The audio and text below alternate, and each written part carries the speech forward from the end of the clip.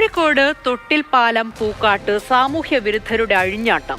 നാട്ടുകാർ കുടിവെള്ളത്തിനായി സ്ഥാപിച്ച 7 ഇലക്ട്രിക് മോട്ടോറുകൾ തീവെച്ച് നശിപ്പിച്ചു. പോലീസ് കേസെടുത്ത് അന്വേഷണം തുടങ്ങിയിട്ടുണ്ട്.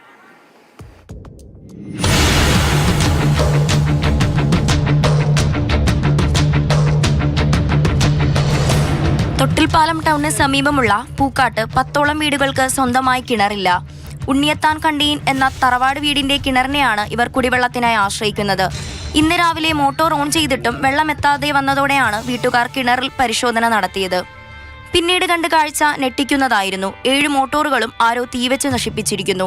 15 വർഷത്തിലേറെയായി പ്രദേശവാസികൾ ഈ കിണറിൽ നിന്നാണ് കുടിവെള്ളം എടുക്കുന്നത്. സാമൂഹ്യ വിരുദ്ധർ ആളെ നമുക്ക് തിരിച്ചറിയാൻ പറ്റിയിട്ടില്ല. തീവെച്ച് നശിപ്പിച്ച ഒരു കണ്ടീഷനിലാണ് ഞങ്ങളിന്നത് കണ്ടത്. ഇത്രയും പെട്ടെന്ന് അന്വേഷണം നടത്തി ഇതൊരു കുറ്റമറ്റ രീതിയിൽ മുമ്പോട്ട് പോകാനുള്ള ഒരു നടപടി സ്വീകരിക്കണമെന്നാണ് ഈ ഘട്ടത്തിൽ പറയാറുള്ളത്. തറവാട്ടിൽ ആളില്ലാത്തതിനാൽ ഇങ്ങനെ ഒരു അതിക്രമം നടന്ന കാര്യം ആരും അറിഞ്ഞതുമില്ല. എന്തായാലും 10ഓളം കുടുംബങ്ങളുടെ വെള്ളം കൂടി മുട്ടിച്ചയാൾക്ക് വേണ്ടി തൊട്ടിൽപ്പാലം പോലീസ് കേസെടുത്ത് അന്വേഷണം ആരംഭിച്ചിട്ടുണ്ട്.